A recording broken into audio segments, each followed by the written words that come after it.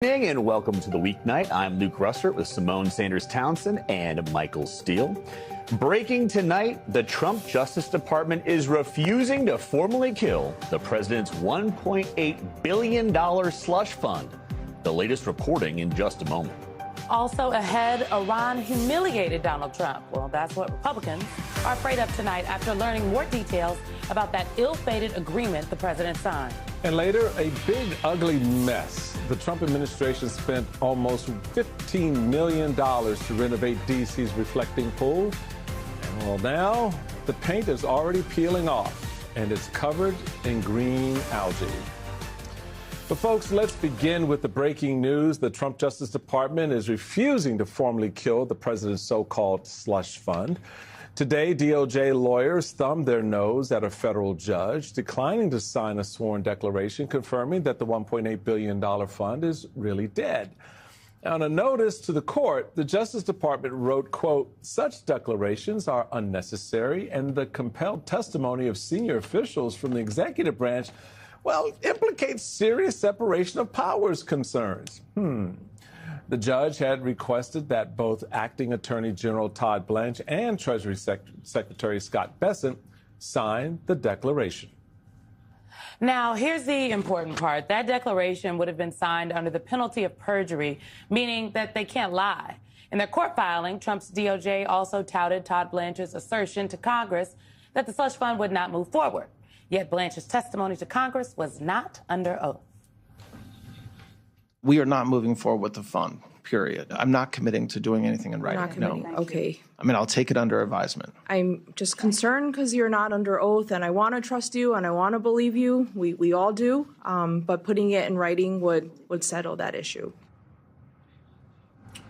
So Trump's Justice Department essentially wants you to take their word for it. Okay. And keep in mind that this is the same administration that's been accused of violating court orders to carry out mass deportations, missed the legal deadline to release the Epstein files, and has been accused of misconduct over that now infamous Broadview 6 case. Those are just some of the many reasons why it's impossible to take the Justice Department at its word. Tonight, Ankush Kadori is with us, and we're going to chat with him in just a second. But, ladies and gentlemen, we were at the Obama Presidential Center yesterday, and President Obama said something about how perhaps it was his own shortcomings. He was very humble talking about that may have missed something.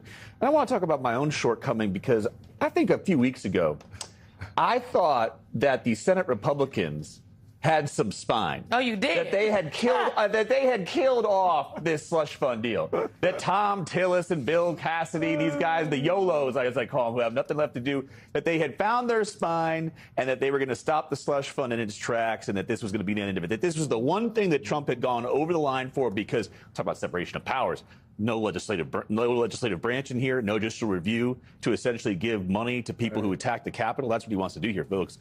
And Chairman Steele said, not so fast.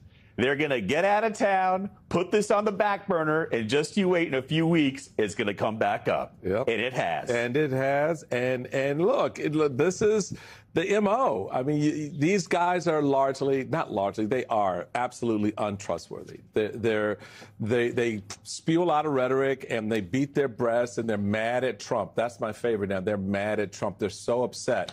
But they will give him everything he wants at the end of the day.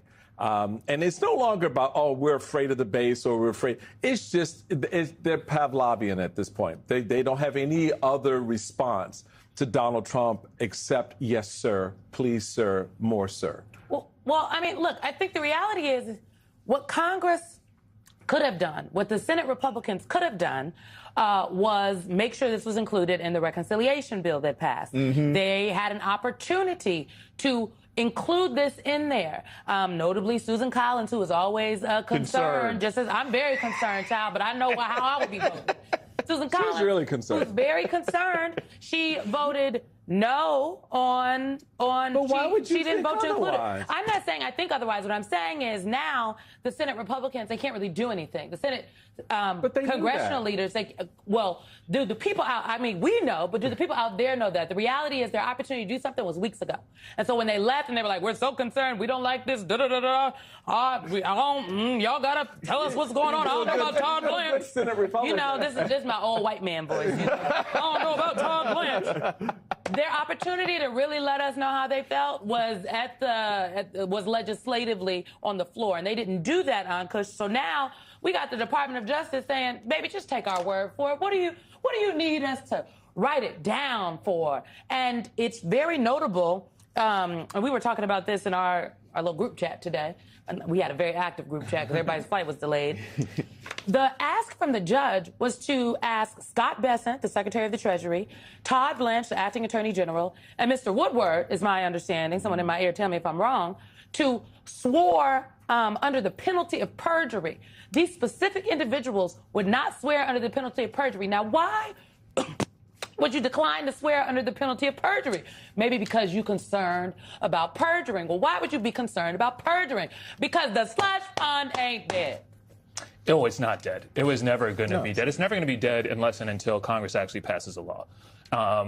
And who knows if that'll actually happen. But you could easily pass a law, conceptually, that prohibits the payments, creates a mechanism for clawing them back if there's any effort to subvert that prohibition, and imposes criminal penalties if there's any effort to raid the Treasury to give money to the people who attacked the Capitol. I thought it was incredibly unwise for Tillis and Cassidy and the rest of them to take the word of Blanche at the hearing, because this was entirely predictable.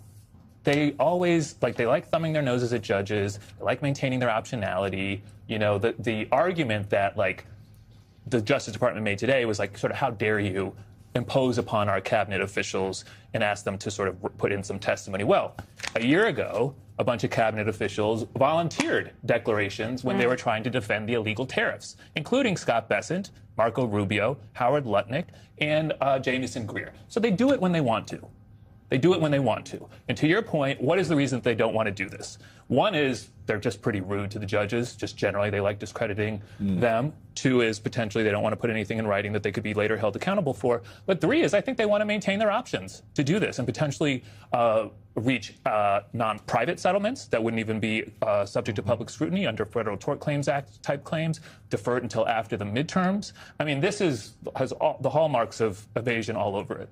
I thought it was interesting that they came with this separation of powers argument, because I've said for a long time, to me, outside of the direct suffering that Trump has imposed on people, this is the worst thing they've ever done. And why is it the worst thing they've ever done? Because they've cut out the legislative branch, essentially saying, we're going to appropriate $1.8 billion to the people we want to appropriate to without a vote from Congress. And by the way, we're going to do that without judicial review. That's what our goal is here. So when they came back today and they said that the court was putting too much of a burden on them because it was unfair to the executive branch, I wanted to knock my head against the wall. I mean, what legal argument is that? It's ridiculous. If they were willing to do it, they could submit declarations that were 3 paragraphs long. Yeah. This would be extremely simple to write. And so there's something going on. You know, the thing about this administration is that it has diarrhea of the mouth about pretty much everything it wants to do. So it just flows out and it spreads all over. Like the algae in the reflecting pool. Like the algae, thank you. Like the algae in the reflecting pool, which we're going to get into a little bit later. But the most important thing for folks to understand, which is why I was, having a little fun with my friend here about what Republicans could have done and what Republicans should have done weeks ago. Republicans were never going to do it. It was never their intent to do anything but what they did. All of the feigning and all of the noise making boiled down to the under oath part of this. That's what this is about. There's no way they're going to implicate themselves or anyone in this administration. There's no way they're going to hold themselves accountable in any way, shape, or form. They want, to your last point of the three you made just a moment ago, they want the flexibility, folks, to go back and do whatever it is Donald Trump decides to do. It's like taking that damn Cutter Air Force One today, right? Taking delivery of that, did it on his own. Emoluments clause of the Constitution be damned. Congressional oversight, where the hell was it? A lot of, again, beating of their breasts, being concerned about it, but doing nothing about it. So when do we stop playing this movie over and over again? That's a question I've been asking for a long time in my own mind. Because, Blanche is up for confirmation, right? There's going to be a hearing. One would hope that he gets pressed on this. If Tom Tillis meant what he said about how they won't elevate someone who diminished the seriousness of January 6th and the 2020, the efforts to overturn the 2020 election, Todd Blanche's nomination would already be dead. He said he's not concerned about that anymore. With Todd Blanche. Again. That's what the senator said. I don't know why. Okay. Yeah, I don't know why He told either. Scott McFarlane that, and we were like, well, why? And Scott was like, I'm just telling you what the senator said to me. Yeah, I mean, these people are not trustworthy, and I think to your point, well, also, some of this has been in public view, right? Trump did an interview at one point where he said, I think it's a great idea, and kind of pushed back. Stanley Woodward, the third highest ranking official in the Justice Department, at one point put out a tweet saying, oh, we're going to find another way to do this, and then deleted it. I mean, they're not hiding this very well. No.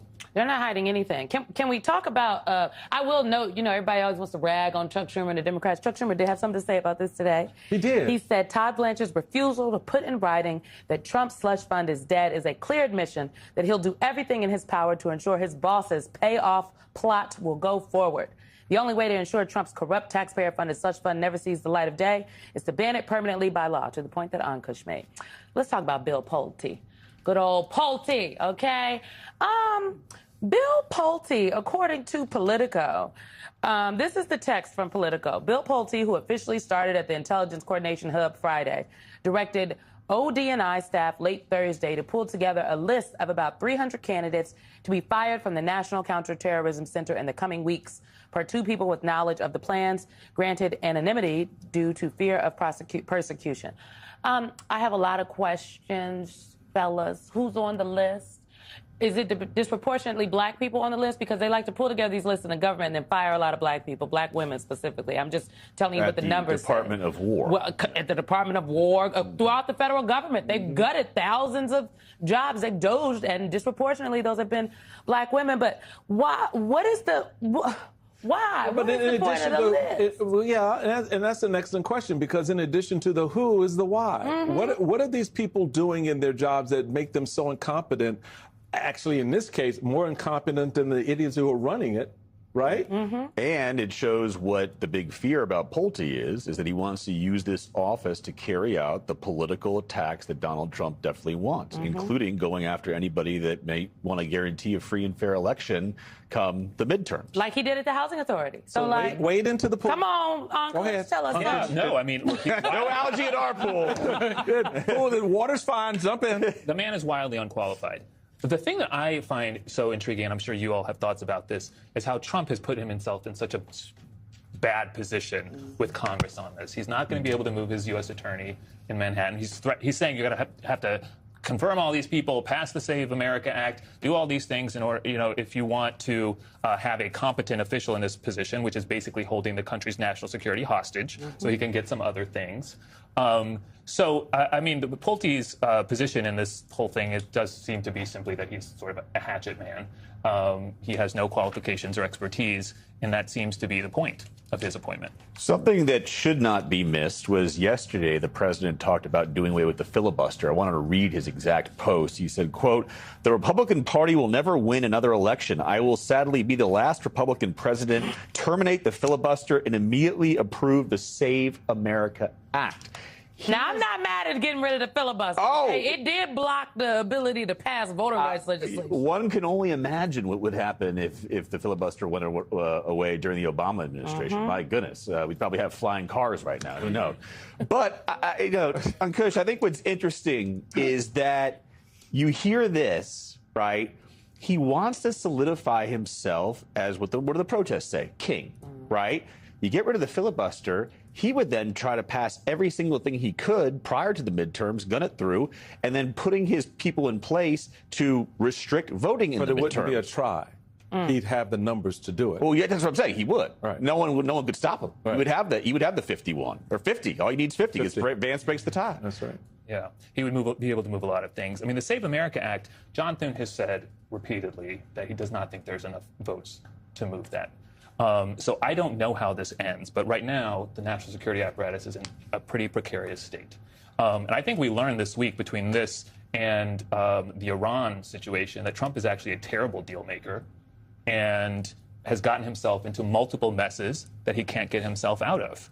He's probably possibly the worst negotiator as a president, at least in my lifetime, because he's gotten himself into two huge problems, both domestically and internationally. Well, but does he want to get out of them? I mean, I feel like he has an alternative motive, Mr. Chairman. Yeah, he does. And thank you. She read my mind. She was right there. Because he does.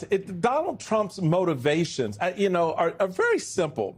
They are the motivations of a child, right? They want candy. What do? They act out to get the candy they want, right? You've seen the episode of a kid in the mall who sees the thing that he wants and he's doing the tantrum and the parent who goes, now, that's the Congress, right? Not a black mother. Thank you. Not Terry Sanders, baby. But that's just it. This whole thing from the very beginning, and there were so many of us who tried to warn people about the thing in front of them that they were dealing with, is that you can't try to figure out the motivations. You can't try to put him in a box to think he's going to behave like George Bush or Bill Clinton or, God forbid, Barack Obama. It just does. It never will happen.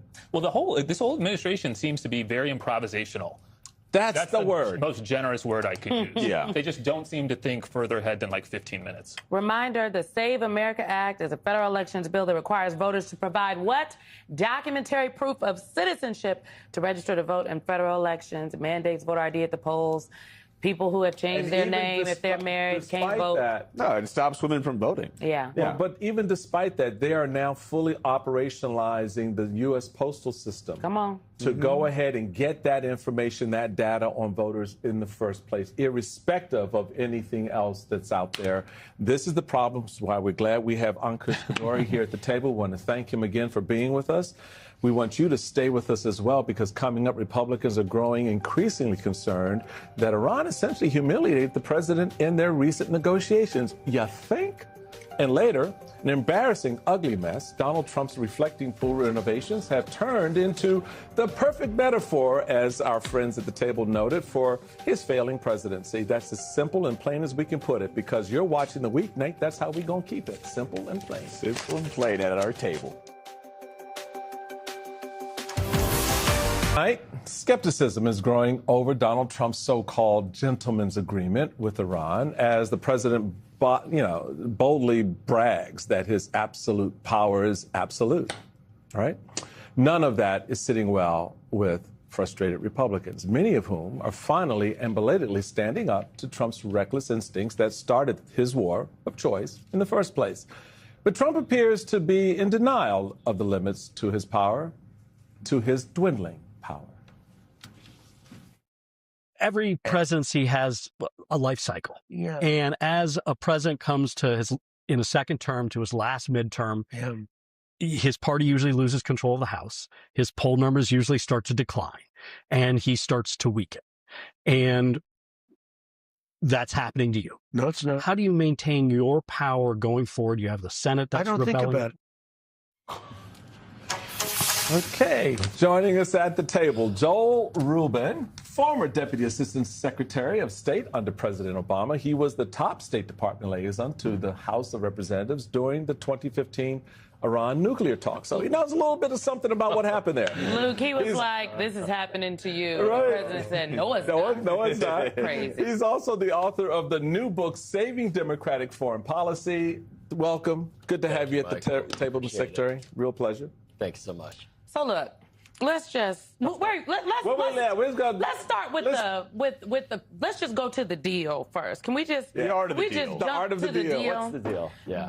I was listening to Up First this morning, the NPR Up First. I try to listen to it every morning, and it was so crazy because They mentioned this thing that Vance said yesterday, and I would like to remind people that J.D. Vance is not at the negotiations because they fell through.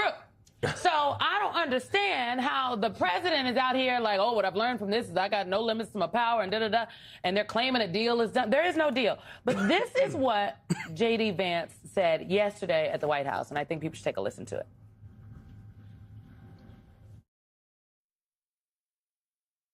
And are any of these gentlemen's agreements written down anywhere? So some of them are written down, but fundamentally, whether they're written down or spoken, this is why we structured the deal that we did, because we don't trust words. We trust action, and we trust conduct. And so we're going to reward conduct, and we're not going to reward any words, whether they're written on a sheet of paper or not. I just... That dovetails for me, Luke, with the idea that, oh, the president believes he has limitless power. Now they just trust actions. They don't trust words. Isn't diplomacy all about words being able to be trusted? Diplomacy is about words, and diplomacy is also about actions that back up the words, or the words that back up the actions. One would expect. Hey, you know, it's news to me that a diplomatic agreement doesn't have to have words that anybody believes in. If you go through the history of American diplomacy, treaties, agreements with foreign countries, you ultimately come to an agreed upon text that both sides say is the accurate text, and then they sign it, and then they move forward from that. We already have two different texts. We think one thing, the Iranians think another. They frankly have President Trump on the run. Let's just be blunt about this. He right now is in a defensive position. He does not have control any longer of the diplomatic process, and the Iranians know this. And so they're just playing with him and, yanking him back and forth. And so Vice President Vance, he can't commit to words, apparently, because he doesn't know what the words are. And he doesn't have confidence that we can actually execute a treaty, an agreement with Iran with solid words that will pass muster here in the United States. It's Friday, and I think people forget on Monday it was coming out in the New York Times opinion section, Monday or Tuesday, that the United States lost the war in Iran. Yeah. That's a pretty big deal. Okay? Sure. And you think about this, 13 service members have died, billions upon billions of dollars have been spent. Our allies in the Gulf states have had to deal with massive infrastructure damage from Iranian missiles.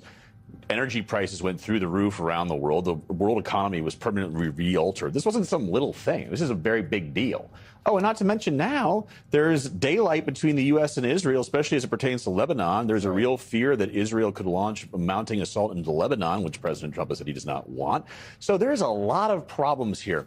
I thought someone described it quite eloquently on the Today Show, former President Obama, and I'd like to play that clip because this is Obama week, so let's play what he said.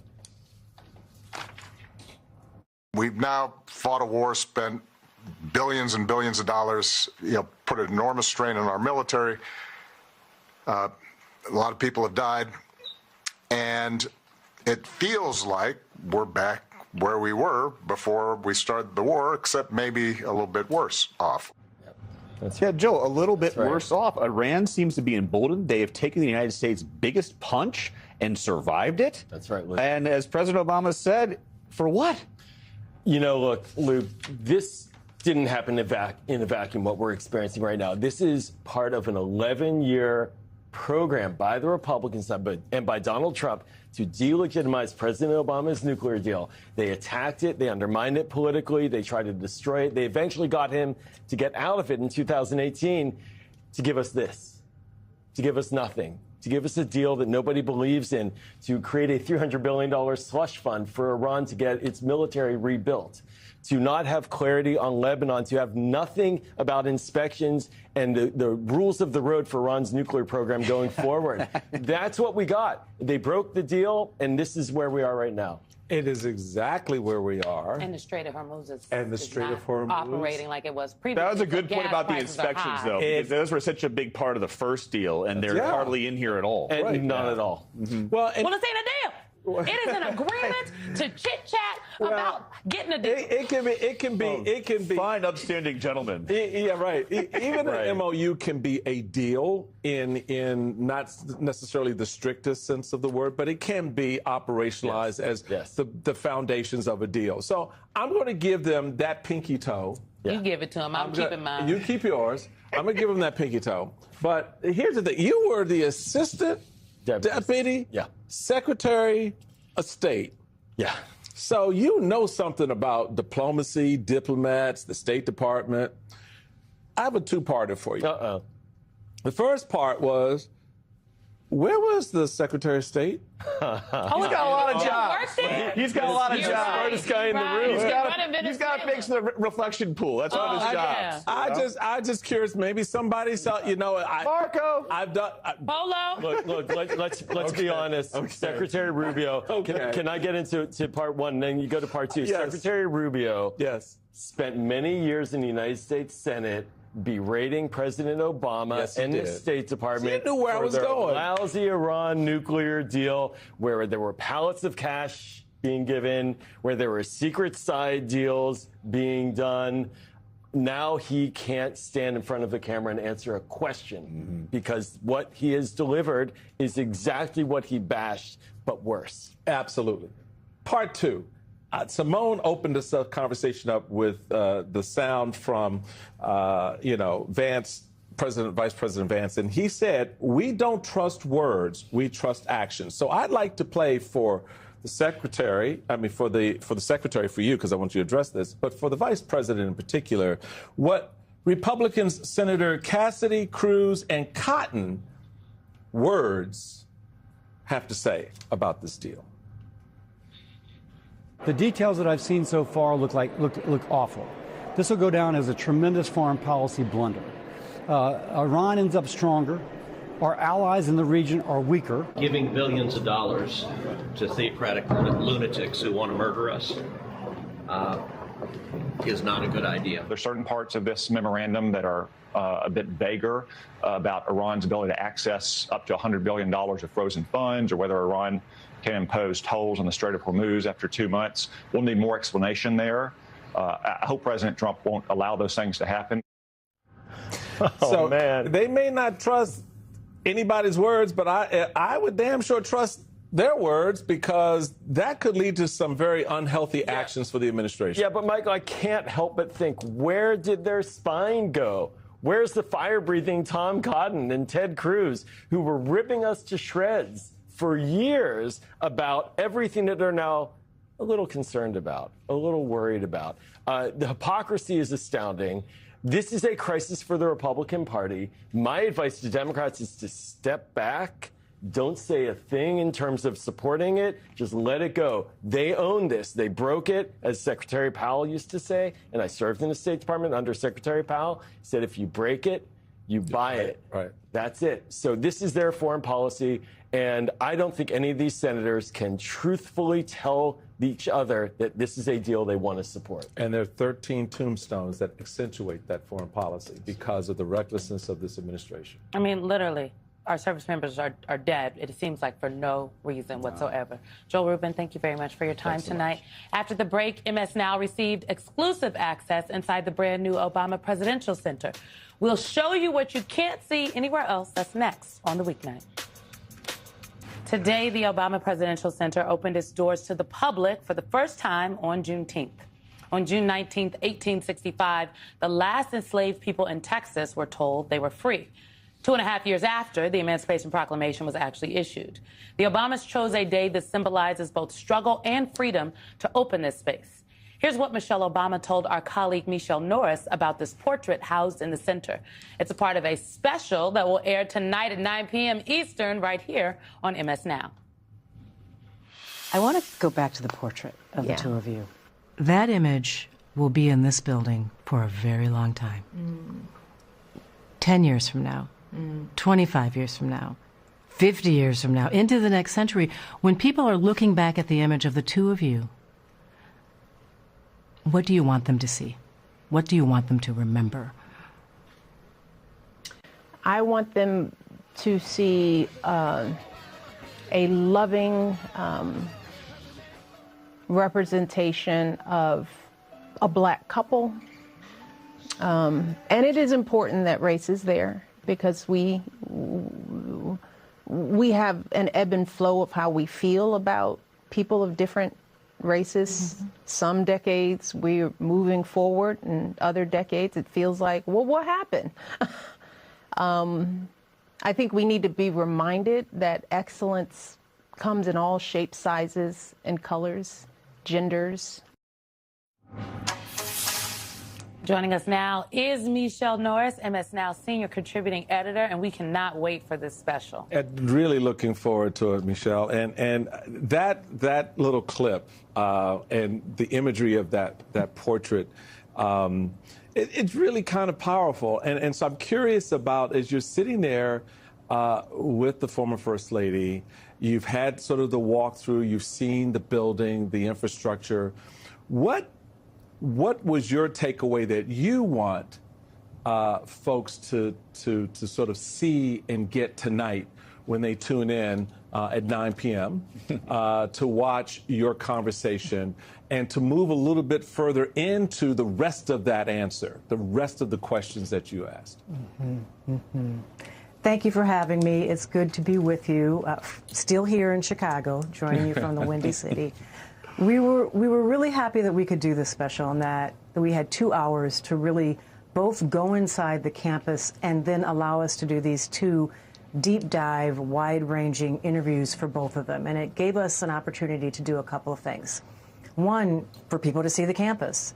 Not everybody can get to Chicago. Not everybody can get to Chicago right away. Some people will never get to Chicago, but we're able to take them inside the building so they can see this really remarkable presidential center, not a presidential library, but a campus of buildings that is unlike any other presidential center we've seen before. So, you know, if you're interested in seeing this, it's a wonderful opportunity to see the museum and the campus and the thinking behind it. And so that's the other thing that we can do is we have a chance to sit down with both of them, which is unusual. You don't usually get to talk to the President Obama and First Lady Michelle Obama, and we had a chance to hear their thinking behind this, why they decided to go to the south side of Chicago, why they decided to lead into the thorny aspects of American history while also looking at their own history, and also what it means to open something like this, a building where the first thing you see when you walk in the door is the word hope, at a moment of divisions. You know, we just heard First Lady Michelle Obama say that, you know, some decades it feels like we're moving forward and some decades it feels like, ooh, where are we at right now?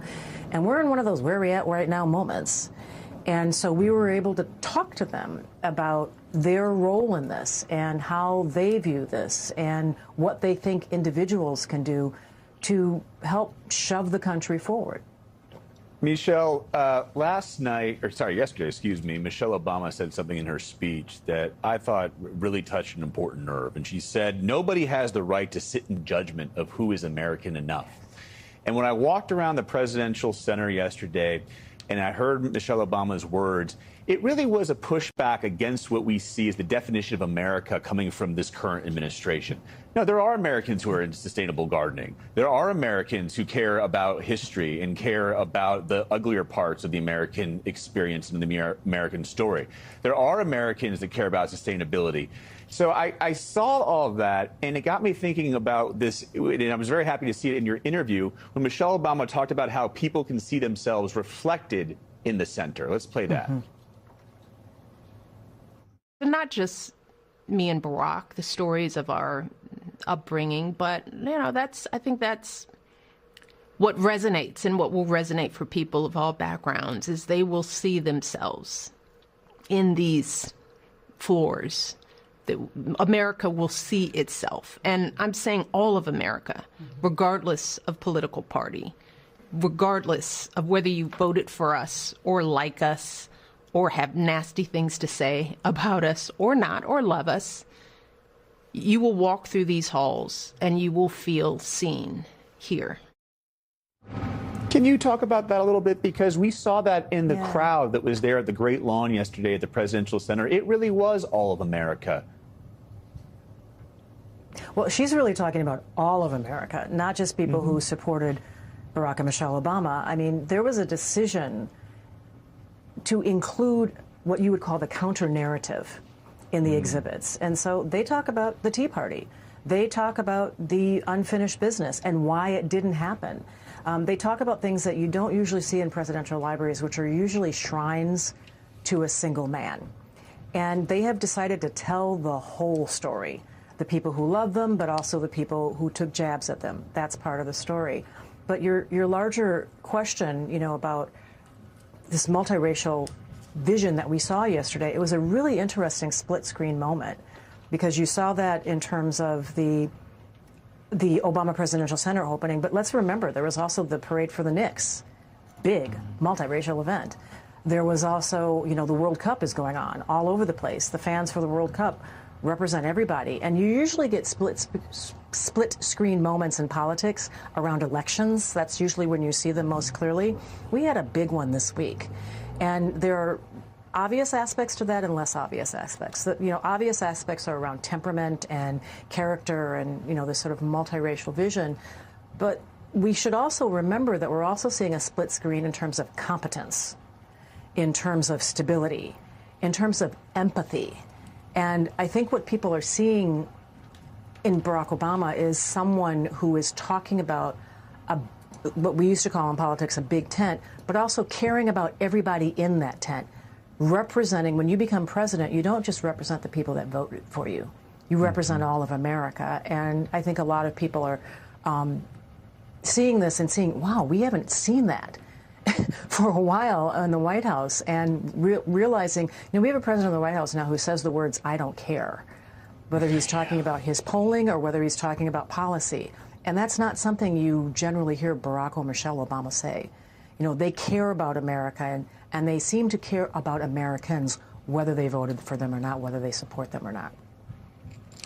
Michelle Norris, thank you so much. And tonight, don't miss Michelle's special behind-the-scenes look at the Obama Presidential Center, featuring exclusive interviews with the former First Lady and the former president, along with members of their inner circle. Watch Hope Comes Home inside the Obama Presidential Center tonight, 9 p.m. Eastern on MS Now. Do not miss it. Set your DVR. It's going to be great. When we come back, Donald Trump's overpriced, unnecessary overhaul of the D.C. reflecting pool has proven once again he doesn't care how your money is spent. Shocker. This is the Weeknight